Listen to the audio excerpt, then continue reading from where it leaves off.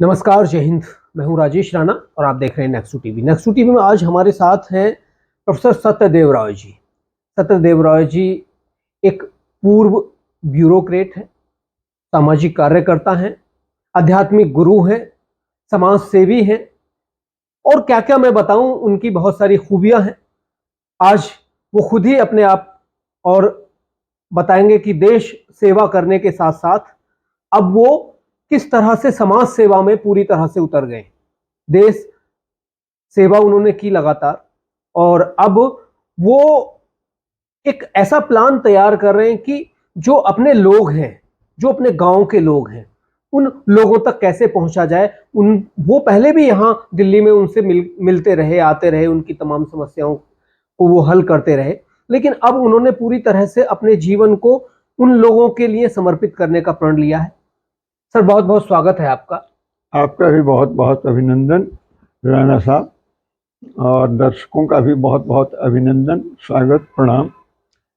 आपने ये जो अभी तैयारी कर रहे हैं अपनी कॉन्स्टिट्यूएंसी में जाने की, एक जनसंपर्क अभियान, ये कैसे शुरू हो रहा है, कहां से शुरू हो रहा है, इसके बारे में थोड़ा सा बताइए। जी, ये आपकी जो उत्सुकता है जानने की, ये मेरे संसदीय क्षेत्र के जो भी जनसाधारण हैं, जो भी मतदाता हैं, सबकी उत्सुकता है कि मैं 4-5 दिन के लिए किस कार्य के लिए आ रहा हूँ अपने संसदीय क्षेत्र महाराजगंज में। तो ये जो मेरी महाराजगंज की यात्रा है, ये एक अभियान की शुरुआत है। और वो अभियान ये समझिए कि एक राजनीतिक अभियान है। और राजनीतिक अभियान क्यों है, इस पर भी आपने बखूबी बताया दर्शकों को, श्रोताओं को, कि मैं पेशे से तो सेवा में भारत सरकार के जुड़ा रहा, मैं ब्यूरोक्रेट रहा, लेकिन तब भी लोग मेरे गांव से या क्षेत्र से आते थे और उनकी समस्याओं का मैं समाधान करने का प्रयास करता था। लेकिन अब जो हमारा क्षेत्र है, तब जिस तरह से था आज से 50 साल पहले, अब तो ऐसा नहीं है, बहुत बदलाव आ गया है। और मैं जब सेवानिवृत्त हो गया, उसके बाद मैं कुछ साहित्यिक क्षेत्रों में, एनसीआर में, राजधानी क्षेत्र में काम करने लगा। फिर लोगों के आदेश से, परामर्श से मैं भोजपुरी में भी काम करने लगा। और भोजपुरी के एक चैनल जो है फेसबुक का चैनल, उसकी भी हमने शुरुआत की, ग्लोबल भोजपुरी लिटरेचर फाउंडेशन नाम से। अच्छा। और वो प्रतिवर्ष हम उसका स्थापना दिवस मनाते हैं। अब इतना काफी नहीं है, इसको मैं नाकाफी समझता था। और क्योंकि पिछले 3-4 साल में, एक लंबे अंतराल के बाद, पिछले 3-4 साल में मैंने अपने गांव जाना, अपने क्षेत्र में जाना प्रारंभ किया। और वहां जाने के बाद मुझे उन लोगों के विचार जानने का अवसर मिला। और वो लोग चाहते हैं कि मुझसे कनेक्ट करें, वो जुड़े। और उस जुड़ने का जो एक निमित्त होगा, वो राजनीतिक होगा। क्योंकि बिना राजनीतिक रूप से जुड़े आप ऊपर के स्तर तक और नीचे के स्तर तक बिना समन्वय किए आप क्षेत्रीय विकास की बात नहीं कर सकते। बिल्कुल। और क्षेत्र का विकास किसी किसी फील्ड में हो सकता है, लेकिन सर्वांगीण विकास के लिए तो एक विजन चाहिए, पॉलिटिकल विजन चाहिए। और उस विजन को ट्रांसलेट करने के लिए, उसको अमल में ले आने के लिए, कार्यान्वित करने के लिए आपको राजनीति में आना पड़ेगा। अब राजनीति क्योंकि मेरे लिए कोई असुविधा या दुविधा की बात नहीं रह गई, क्योंकि मैं अवकाश प्राप्त हूं, तो मैं लोगों की सेवा राजनीति के माध्यम से कर सकता हूं। इसलिए मैंने भी लोगों की भावनाओं का आदर करते हुए ये संकल्प लिया कि ठीक, अब आगामी जो लोकसभा का चुनाव होगा 2024, उसमें मैं उम्मीदवार रहूंगा, प्रत्याशी रहूंगा। तो भावी सांसद के लिए मैं मैदान में आ जाऊंगा, तैयारी शुरू कर दूं। लेकिन आप एकाएक, क्योंकि सभी संभावनाओं पर विचार करने पर ऐसा लगता है कि आगामी लोकसभा चुनाव अप्रैल मार्च में होगा, क्योंकि मई में बहुत गर्मी आ जाएगी, तो मई में चुनाव नहीं होगा, उसके पहले होगा। और क्योंकि इस लोकसभा की जो है 17वीं लोकसभा, इसकी आयु मई तक है, 26-27 मई, तो उसके पहले 18वीं लोकसभा का गठन हो जाना है।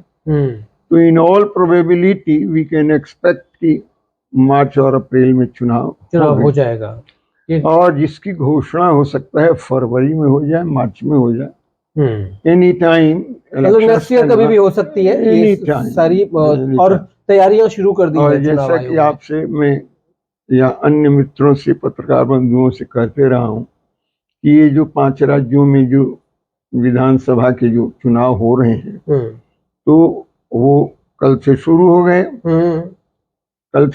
गए। मिजोरम में और छत्तीसगढ़ में, तो मिजोरम का तो पूरा 70 सीट का होगा, कुछ 27 या 30 सीट का छत्तीसगढ़ में हो गया। बाद बाकी राजस्थान की और मध्य प्रदेश की और तेलंगाना के जो विधानसभा के जो क्षेत्र हैं, इस महीने के करीब 27 तारीख तक इनका हो जाएगा। और प्रथम सप्ताह में इन सबकी रिजल्ट भी आ जाएंगे, परिणाम भी आ जाएगा। तो जैसे ही विधानसभाओं के चुनावों के परिणाम आने लगेंगे, मुझे लगता है ठीक उसी समय जो हमारा सत्र होता है, शरदकालीन सत्र, वो शीतकालीन सत्र, वो प्रारंभ हो जाएगा बिल्कुल। और उसी के आसपास लोकसभा चुनाव का भी निश्चय होगा, और वेरी लाइकली जनवरी तक अनाउंस हो जाए या दिसंबर एंड तक हो जाए। तो ये सारी संभावना है। लेकिन अनाउंस हो जाने के बाद ही आप क्षेत्र में दिखाई दें, तो इससे बात नहीं मिलती। इसलिए उसके लिए प्री प्लानिंग चाहिए, और उस प्री प्लानिंग के लिए ही मैं जा रहा हूँ 22 नवंबर को। 22, 23, 24 कैसा है आपका जो अभी 22 कहाँ से शुरू हो रहा है 22 नवंबर का ये अभियान? ये देखिए 22 का है। मैं सवेरे यहाँ दिल्ली से 6 बजे चलूंगा इंदिरा गांधी एयरपोर्ट के लिए, और वहां से फ्लाइट है गोरखपुर की, मॉर्निंग फ्लाइट 8:10-15 की, और वो मुझे 9:15 साढ़े 9 के आसपास पहुंचा दे दी गोरखपुर। और गोरखपुर एयरपोर्ट पर मैं आधे घंटे में फारिग हो जाऊंगा, लगेज वगैरह कलेक्ट करके। तो प्राय 10 बजे के आसपास कुछ लोग मुझे लेने के लिए आएंगे वहां से। और एक कार्यक्रम और नया जुड़ गया है, आनुषंगिक कार्यक्रम, कि गोपालगंज जिले में भोरे में एक अमही है, अमही मिश्र नाम के एक गांव है। तो वहाँ जय भोजपुरी और जय भोजपुरिया नामक संस्था, जो भोजपुरी के विकास के लिए, प्रचार प्रसार के लिए काम कर रहे हैं, तो उनका आग्रह है कि मैं उसमें शामिल हूँ, प्रोग्राम में शामिल होंगे जी। तो उस प्रोग्राम में भी मैं आधे घंटे शामिल होऊंगा, और फिर वहाँ से, क्योंकि वहाँ गोरखपुर से वहाँ भोरे जाने में 1 घंटा लगेगा, तो मैं 11 साढ़े 11 बजे फ्री हो जाऊंगा। वहाँ से भोरे से सीवान के बीच में एक गांव है तितरा, तो वहाँ ग्लोबल भोजपुरी लिटरेचर फाउंडेशन के उपाध्यक्ष श्री ललितेश्वर कुमार राय हैं। वो तितरा गांव में उन्होंने एक रखा है प्रोग्राम, और वहाँ आधा घंटा का मैं वहाँ हाल्ट करूँगा। हो सकता है कि वहीं जलपान वगैरह की व्यवस्था हो, लंच की व्यवस्था हो, और 2 बजे से मैं वहाँ से निकलूंगा सिवान के लिए। और सिवान होते हुए, महाराजगंज होते हुए, मेरा गांव है जो एकमा थाना में, तो चंचौरा बाजार के पास, वहाँ मैं पहुंचूंगा बनपुरा। 3 साढ़े 3 तक पहुंच जाऊंगा। हम्म। यानी सूर्यास्त आजकल उधर 4:30 बजे हो जाता है, जल्दी हो जाता है। हाँ। आधा घंटा यहाँ से पहले हो जाता है ना, क्योंकि उधर पूरब साइड में है, यस यस यस। तो दिल्ली से आधा घंटा पहले हो जाता है। तो वहाँ दिन ढल जाता है 4:30 बजे। हो सकता है मैं सूर्यास्त के पहले पहुंच जाऊंगा। तो वहाँ अपने गांव में ही, घर पर ही, अपने निवास पर ही रात्रि विश्राम रहेगा। और 23 तारीख को जो हमारा एक फ्लैगशिप प्रोग्राम है, जो मुख्य प्रोग्राम, अच्छा, एक कार्यक्रम हो रहा है। हमारे गांव के पास ही एक मठ है, वो अम्बतनाथ की मठिया। तो वहाँ शिव मंदिर है और उसका बड़ा कैंपस है। अच्छा। तो उसी में लोगों ने एक भजनांजलि और अमृतांजलि का सांस्कृतिक प्रोग्राम रखा है। सांस्कृतिक प्रोग्राम रखा है, भजन कीर्तन का। वो 2-3 घंटे तक चलेगा, दोपहर मध्याह्न 12 बजे से, यानी 23 तारीख को 12 बजे से लेकर और 3 बजे तक चलेगा। और 3 साढ़े 3 बजे से मैं एक छपरा से पूरब साइड में एक जगह है, वहाँ के हमारे एक मित्र हैं, यहाँ बैंक में हैं हमारे मित्र, मैनेजर हैं। तो वो एक अखंड कीर्तन हरे राम हरे कृष्ण का उनके यहाँ 23 को सवेरे ही हो जाएगा प्रारंभ। तो उनका बहुत आग्रह है कि मुझे उनके यहाँ जरूर हाजिरी लगानी चाहिए, उपस्थिति शामिल होना चाहिए ऐसे। तो मैं 3 बजे तक 4 बजे तक प्रयास करूंगा, वहाँ पहुँच जाऊंगा। 2-3 घंटे वहाँ रहूंगा। उनका आग्रह है कि मुझे रात्रि विश्राम वहीं करना चाहिए। अच्छा। लेकिन अभी ये निश्चित नहीं है कि मैं रात्रि विश्राम करूंगा। यदि संभव हो सका तो वापस मैं अपने गांव आ जाऊंगा, क्योंकि मेरे साथ और भी कई लोग होंगे गांव के। और फिर 24 तारीख का मेरा जो कार्यक्रम होगा, वो कार्यक्रम महाराजगंज के लिए होगा और गोरिया कोठी के लिए। अच्छा। यहाँ हम अपना कोई ऑफिस का, कार्यालय का उद्घाटन करेंगे। अच्छा, मुख्यालय बनेगा महाराजगंज में, क्योंकि क्षेत्र का मुख्यालय तो महाराजगंज में ही रहेगा। तो महाराजगंज में रहेगा पहला प्रोग्राम, दूसरा प्रोग्राम गोरिया कोठी में रहेगा। तो ये 2 विधानसभाई क्षेत्र जो हैं सीमांचल के हैं, तो इन दोनों को ही मुझे 24 को कवर करना है। समय रहा तो मैं बनियापुर या तरिया, इन दोनों में से एक कवर करूंगा। और 25 को मैं, मेरा अपना जो विधानसभा क्षेत्र एकमा है, मांझी है, तो इस एकमा और मांझी को मैं 25 को मैं कवर करूंगा। और 25 को सब ठीक ठाक चलता रहा तो मैं 26 को फिर दिल्ली के लिए प्रस्थान करूंगा अपने यहाँ से, अपने गांव से।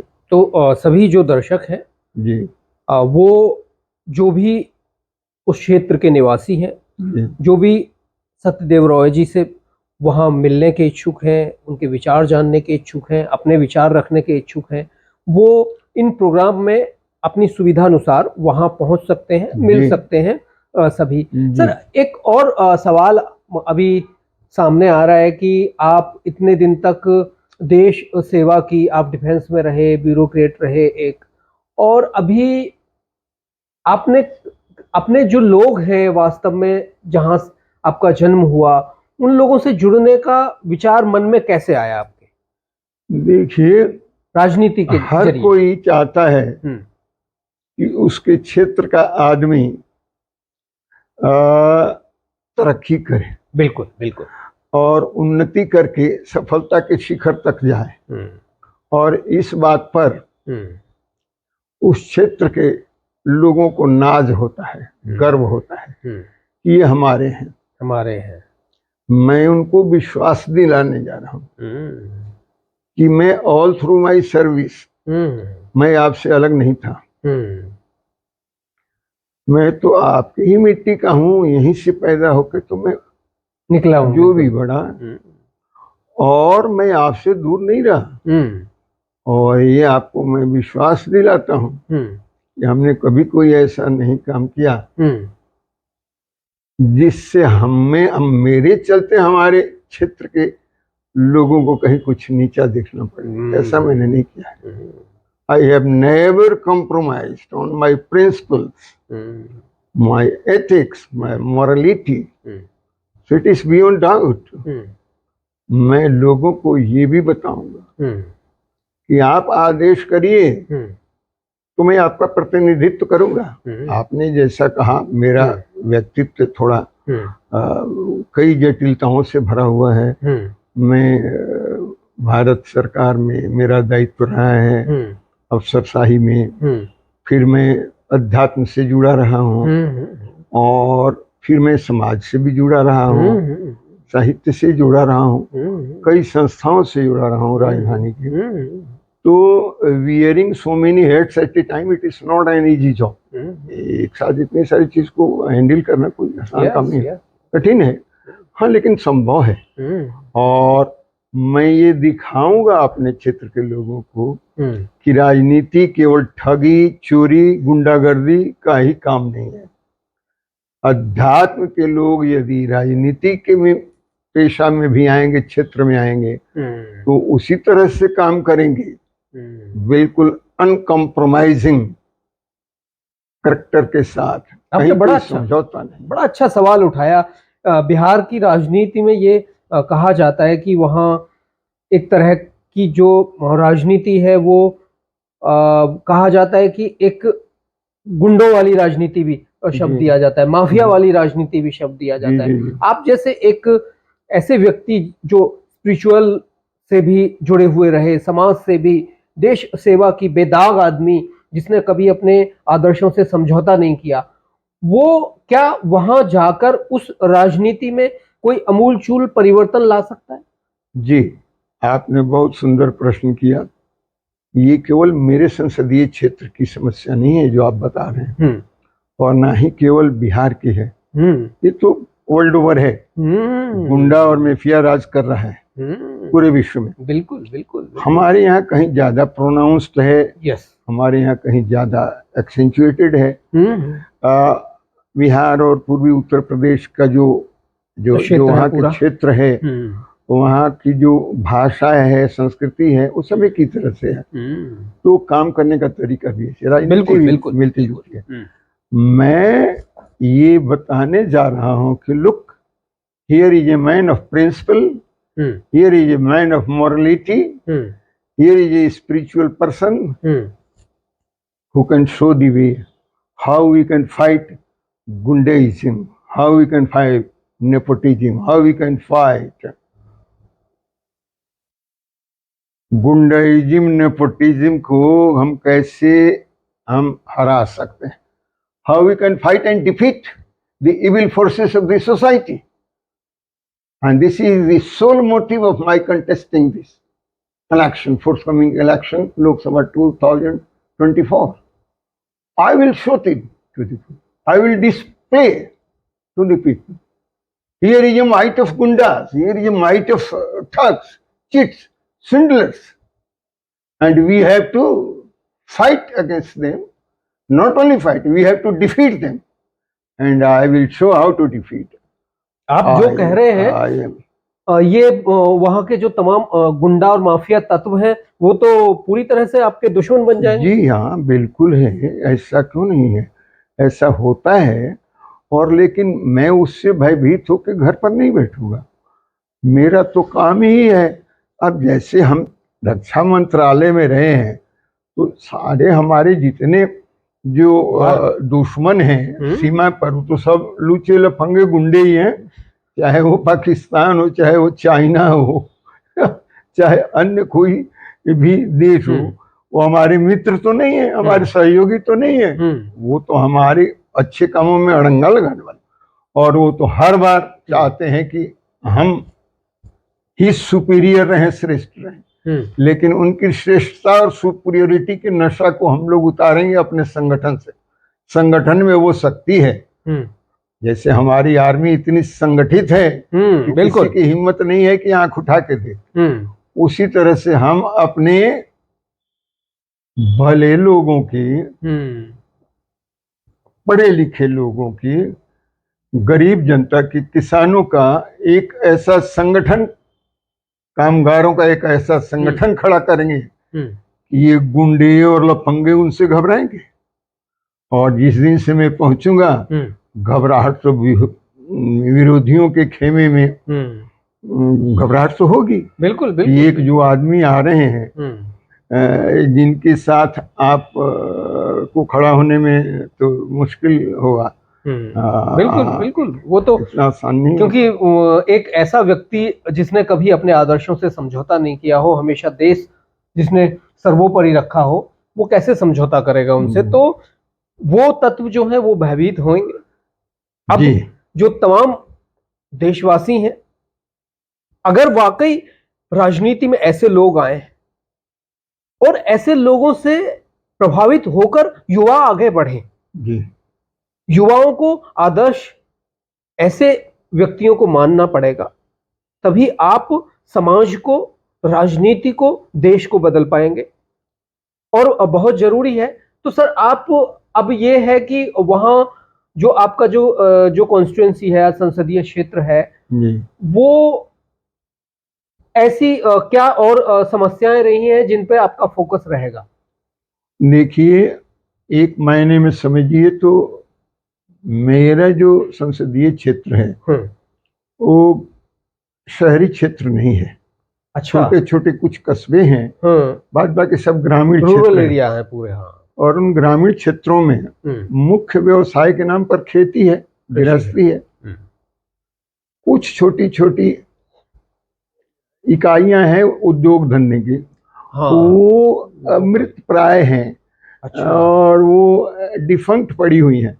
मुझे उनको फिर से पुनर्जीवित करना है और नए उद्योग, कुटीर उद्योग सहकारिता के क्षेत्र में कैसे लगाया जा सकता है बदले हुए आयाम में। जबकि एक सहकारिता मंत्रालय बन गया है जिसके जो इंचार्ज हैं आदरणीय अमित शाह जी हैं, तो बहुत बड़ा बजट का प्रावधान है उसमें। लोगों को पता नहीं उसका लाभ कैसे लिया जाए। बिल्कुल बिल्कुल। वो जागृति मुझे जन जन तक पहुंचानी है कि हम इस तरह से आपका तकदीर बदलेंगे और इस तरह से तस्वीर बदलेंगे अपने क्षेत्र की।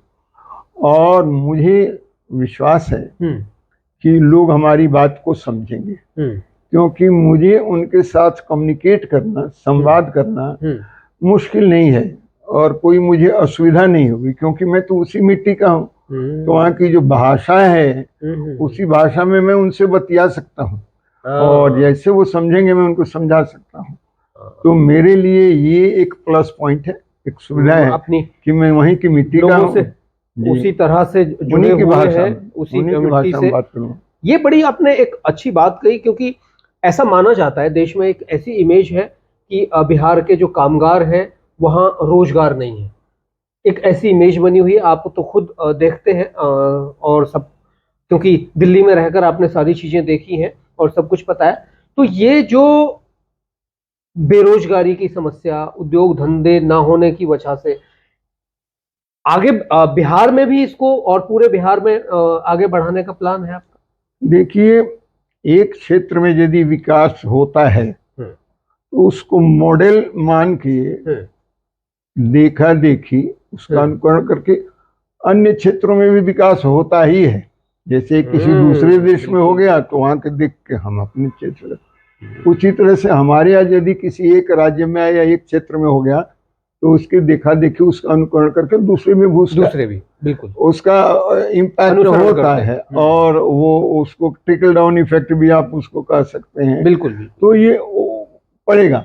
मैं पहले अपने क्षेत्र को बता दूंगा 1 साल के अंदर कि कैसे वहां के लोगों का उत्साह बढ़ जाता है काम करने के लिए। आखिर बिहार के लोग दूसरी जगह पलायन करके जाते हैं तो क्या कमाल कर देते हैं कि वहां जाके वहां की इकोनॉमी बढ़ा देते हैं। वही लोग हमारी इकोनॉमी, हमारी अर्थव्यवस्था को क्यों नहीं सुधार सकते?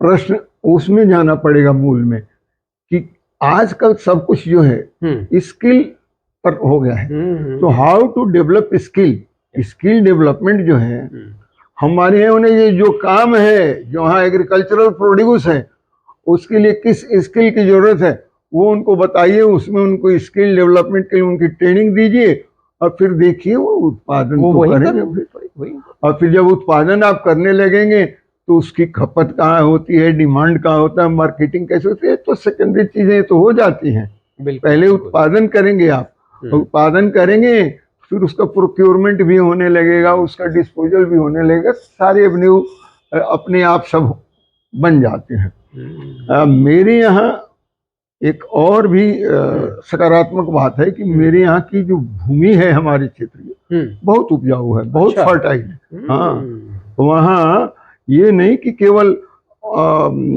इनऑर्गेनिक खाद से ही आप यूरिया पोटाश से खेती करते हैं, वहाँ ऑर्गेनिक जो एग्रीकल्चर है उसकी भी बहुत संभावना है, बहुत संभावना है। हाँ, बिल्कुल। और ऑर्गेनिक के लिए जो भी चीज है, जिस मटेरियल की, जिस इनपुट्स की जरूरत है, वो सब तो सब कुछ उपलब्ध है, वहीं अवेलेबल होता है, उपलब्ध है। विलेजेस में सब कुछ जी हाँ, जी हाँ, अवेलेबल जी होता हाँ, है। जी हाँ। बिल्कुल सही कहा। तो वह थोड़ा सा उनको मार्गदर्शन मिले, यस, मार्गदर्शन मिले तो दे कैन रेज देमसेल्फ, और वो they will be at par with any other citizen of our country. उनको बिल्कुल, बाहर जाके बिल्कुल। पलायन करके काम करने की जरूरत नहीं पड़ेगी। मैं आपको ये बता दूं, आप चाहे जितना भी उन्नति और विकास कर लें, लेकिन यदि दूसरे राज्य में या दूसरे देश में जाके आपको रोजी रोटी की समस्या हल करनी पड़े, तो इसमें आपकी डिग्निटी कहीं ना कहीं, स्वाभिमान कहीं ना कहीं कॉम्प्रोमाइज हो जाता है। बिल्कुल, बिल्कुल होता है। और जहां पर आप हैं, यदि आपकी सारी सुविधाएं, जीवन की सुविधाएं आपको वहीं उपलब्ध हो जाए, तो आप एक बहुत डिग्निफाइड और मर्यादित जिंदगी अपना जीने के लिए आप सक्षम हो जाते हैं। तो मेरा तो यही ध्येय है और मेरा तो यही प्रयोजन है, मैं इसी पर काम करने के लिए जा रहा हूँ। सही आपने ये बताया, आपने अपना एक आइडिया बताया कि किस तरह से क्षेत्र को डेवलप करना है, किस तरह से क्षेत्रवासियों की समस्याओं को आप उनसे जुड़े हुए हैं, क्योंकि आपको पता है अभी भी जो आपने बताई तमाम चीज़ें। तो सभी दर्शकों से हमारा अनुरोध है कि वो अगर जो वहाँ उनके क्षेत्र निवासी हैं वहाँ पहुँचे, 22 को, 23 को, 24 को, 25 को वहाँ है वो, और उनसे जैसे चाहें आप अपनी समस्याओं को डिस्कस कर सकते हैं, सभी को डिस्कस कर सकते हैं। और आज के लिए इतना ही, आगे भी हम आते रहेंगे सत्यदेव रॉय जी के साथ। आज के लिए इतना ही, नमस्कार, जय हिंद। ओम नमो नारायण, नमस्कार, धन्यवाद। आपका भी आभार राणा साहब, और सभी दर्शकों का भी आभार। मैं ये 5 दिन के लिए अपने क्षेत्र के सभी निवासियों के लिए उपलब्ध रहूंगा। बहुत बहुत धन्यवाद। नमस्कार।